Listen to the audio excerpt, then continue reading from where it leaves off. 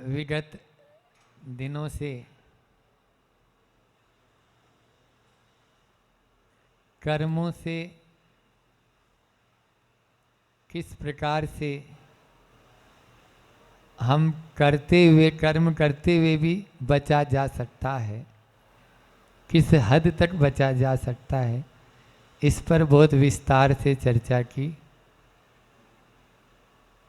कर्म बंद, कर्म उदय, कर्म का भोग जब उदय में आते हैं तो भोग, इन सब का अपन ने चर्चा विगत दिनों में की है। आज उसी को आधार बनाते हुए जो उसमें सीखा कि किस प्रकार से हम अपने कर्मों को समता के साथ यदि उनको भोगेंगे, क्योंकि रोते हुए भी भोगना है और समता के साथ में भी भोगना है, तो क्यों न हम समता के साथ भोगें। उसी समता की प्राप्ति कैसे हो,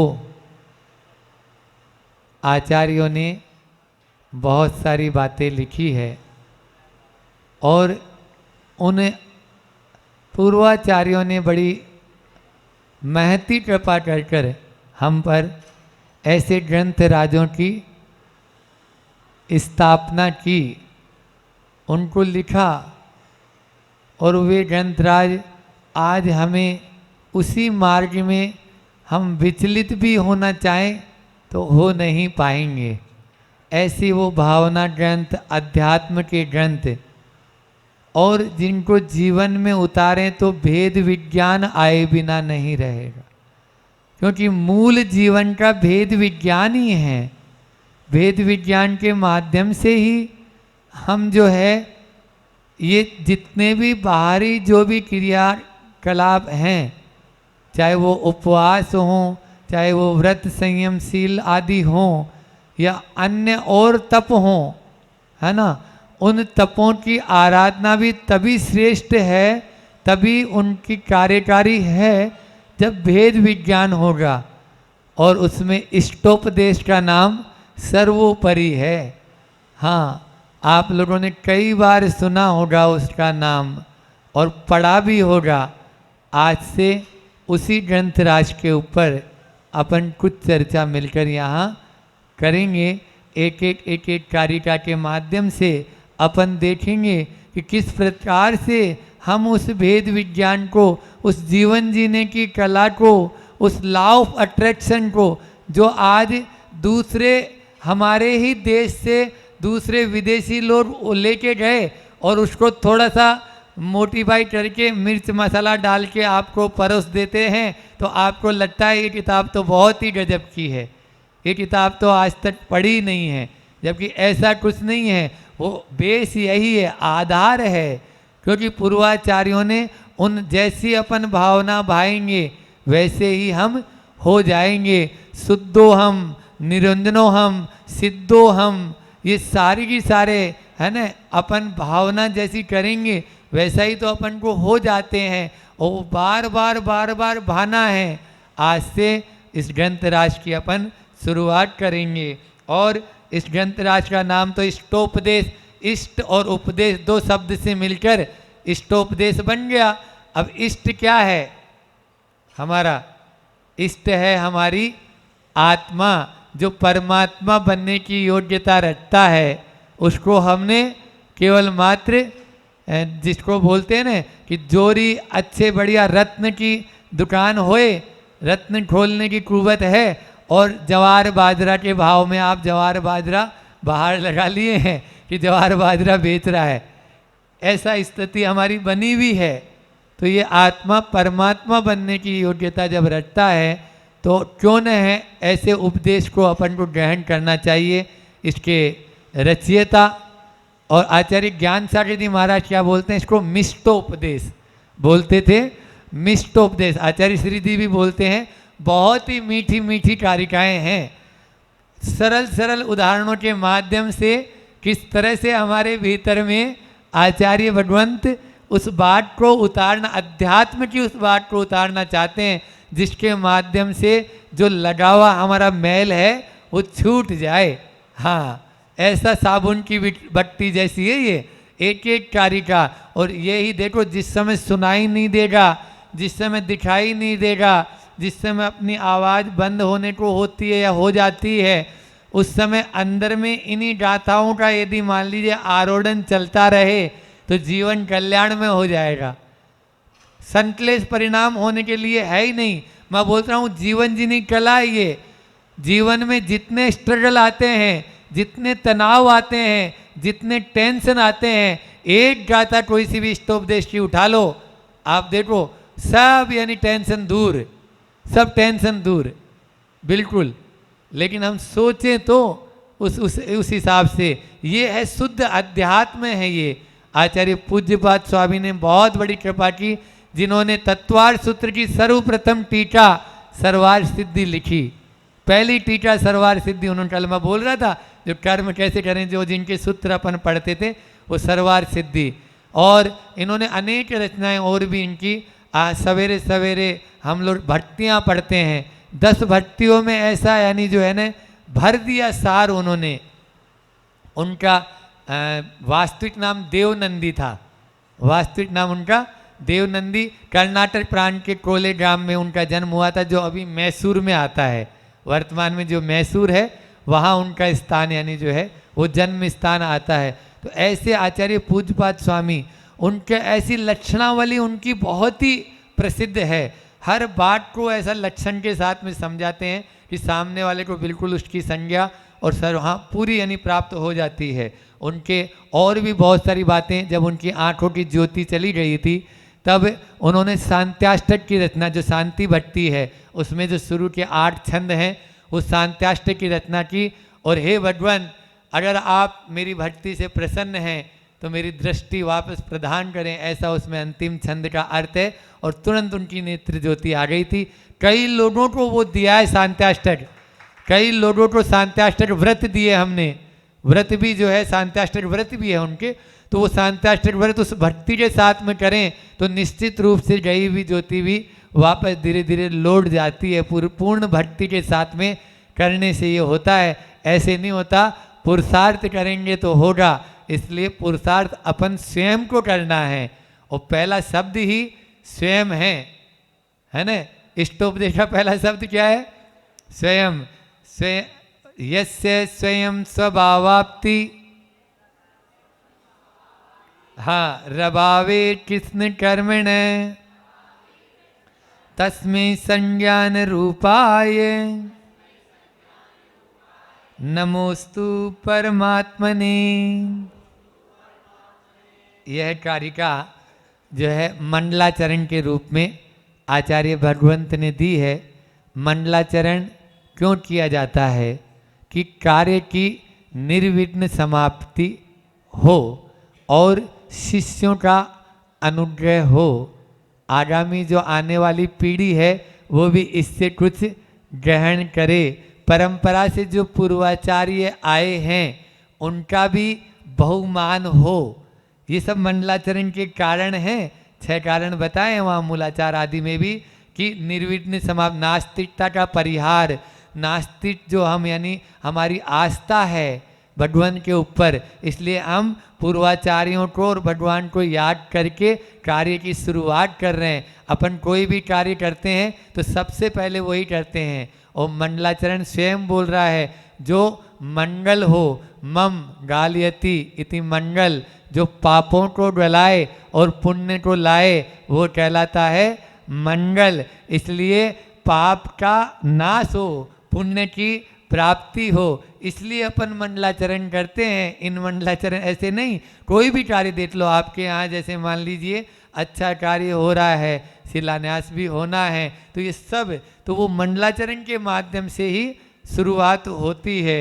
फिर उसके बाद में शिष्टाचार का पालन होता है ना। शिष्ट, इससे लगता है अपनी यानी जो है ना अहंकारपना नहीं रहता, अक्खड़पना नहीं रहता, विनम्रता झलकती है मंडलाचरण में। कि मंडलाचरण हम कर रहे हैं तो सामने वाले का गुणगान करके, जो भी हमारे पूर्व आचार्य हुए हैं, तीर्थंकर भगवंत हुए हैं, उनको हम नमस्कार कर रहे हैं।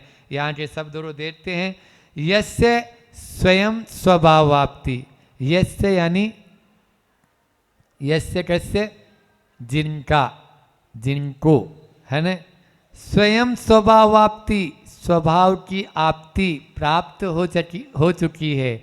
स्वयं, अब देखो आ गया नहीं है कि स्वयं और स्वभाव, इन दोनों शब्दों में बहुत राज छुपा है। आचार्य भगवान कहते हैं बार बार, आचार्य श्री जी, कि स्वयं का मतलब ये है कि हम खुद पुरुषार्थ करेंगे। मेरे द्वारा किया हुआ पुरुषार्थ आपके काम नहीं आएगा, और आपका किया हुआ पुरुषार्थ मेरे काम नहीं आएगा। इसलिए खुद पुरुषार्थ करें, खुद श्रमण बनेंगे, तभी आगे बनेंगे। पुरुषार्थ करने की आवश्यकता यहाँ पर हो रही है। स्वभावाप्ति, स्वभाव की प्राप्ति, स्वभाव से जो है हमारे पास में, अलग से कहीं से लाना नहीं है।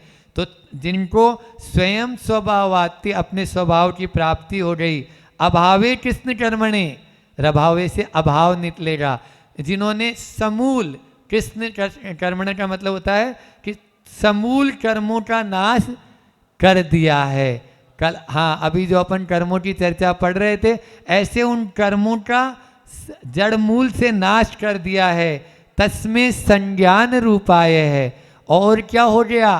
तस्में, उनको संज्ञान, संपूर्ण रूप से ज्ञान की प्राप्ति हो गई। से संपूर्ण रूप है ना, संज्ञान, केवल ज्ञान की प्राप्ति हो गई। रूपाय नमोस्तु परमात्मने, ऐसे परमात्मा देव को, ऐसे परमात्मा को नमस्कार करता हूँ। बहुत सारी बातें हैं इस मंडलाचरण में कि देखो, किसी व्यक्ति विशेष को नमस्कार नहीं किया गया है, किसी जाति विशेष को नमस्कार नहीं किया गया है, किसी यानी कोई को नमस्कार नहीं किया, गुण विशेष को नमस्कार किया गया है। हमारा जैन धर्म कोई नहीं, कोई भी हो, चाहे ब्राह्मण हो, चाहे क्षत्रिय हो, चाहे ब्रह्मा हो, चाहे विष्णु हो, चाहे महेश हो, हम सबको नमस्कार करने के लिए तैयार हैं। लेकिन वो कौन होना चाहिए? कृष्ण कर्मण है, अभावे, जिन्होंने समूल सारे आठों कर्मों का नाश कर दिया है। ऐसे सिद्ध परमेष्टि को हम नमस्कार करने के लिए तुरंत तैयार हो जाते हैं। ऐसा यहाँ पर कहा गया, किसी से कोई संबंध नहीं हमारा। हमारा संबंध किससे है?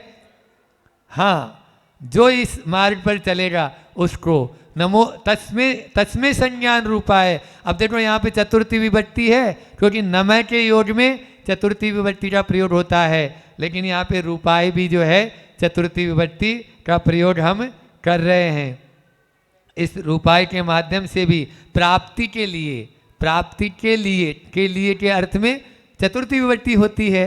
तो यहाँ पर प्राप्त करना है, अपन को प्राप्ति के लिए हम कर रहे हैं। तो इस मंडलाचरण का यहाँ पर भाव क्या रहेगा कि हमें उन 8 कर्मों का जिन्होंने नाश कर दिया है, ऐसे सिद्ध परमेष्टि को हम आदर्श बना रहे हैं। देखो, आदर्श तो उसी को बनाओ जो आदर्श बनने की योग्यता रखता है, या जैसा आप चाहते हैं। आप यदि भैंस का ध्यान करेंगे तो भैंसे बनेंगे, और आप यदि सिद्धों का ध्यान करेंगे तो सिद्ध बनेंगे। जो चीज़ चाहते हो, एज यू लाइक, आप क्या चाहते हो, आप जो चाहते हो उसका ध्यान करेंगे तो वो आपको मिल जाएगी, है ना। अब ध्यान आपका, मान लीजिए एक के पास फटीचर हालत में था वो, अब उसके पास 5,000 रुपये चाहिए थे, उसने सब जगह 5-5 हज़ार लिख दिए, 5,000 5,000 5,000, और जब आए जाए जहाँ देखे बस 5,000 चाहिए। अब वो 5,000 चाहिए उसको, लेकिन 5,000 रुपये की कैसे? अब तो मैंने तो, हालांकि वो पढ़ा लिखा था थोड़ा बहुत और लेखक था, तो एक कृति उसने लिखी थी। कुछ ही समय में एक कोई व्यक्ति से परिचय हुआ, आप तो बहुत अच्छा लिखते हैं, हाँ ये पुस्तक है मेरी, इसको हम प्रिंट करा देते हैं, ये लो 5,000 रुपये। उसने तुरंत 5,000 दिए और वो पुस्तक ले ली। बोलो, कभी उसने उम्मीद लगाई थी कि 5,000 मुझे मिलेगा? नहीं मिलेगा। लेकिन रोज बाथरूम में भी 5,000 लिख दिए उसने, सब जगह। तो एज यू लाइक, हमारे यहाँ यही तो बताया। अब ये वहाँ से उस किताब से हमने उदाहरण दे दिया तो आपको अच्छा लग रहा है ये विदेशी उदाहरण, लेकिन हमें जो चाहिए उसके लिए हमें ही पुरस्कार करना पड़ेगा।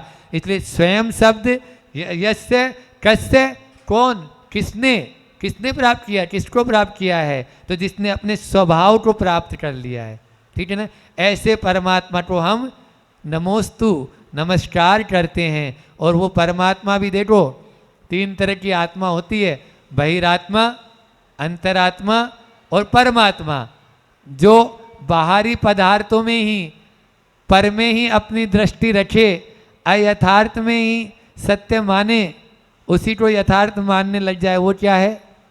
बहिरात्मा। अभी तो हम दिन भर 24 घंटे या तो इस शरीर की सेवा करते हैं, या शरीर से जुड़े हुए जो सगे संबंधी हैं उनकी, या परिवार जो है उनके उसमें लगे रहते हैं, तो क्या है? बहिरात्मा। इससे हटकर जब स्वयं पर अपनी दृष्टि लाएंगे तो कुछ अंतरात्मा की ओर होंगे, और जो शुद्ध जिन बन चुके हैं, हाँ वैसा ही हम बनना चाहेंगे, तो उस परमात्मा की ओर दृष्टि अपन को, यहाँ परमात्मा ने शब्द दिया है, ठीक है ना, तो उस परमात्मा की बात करना है।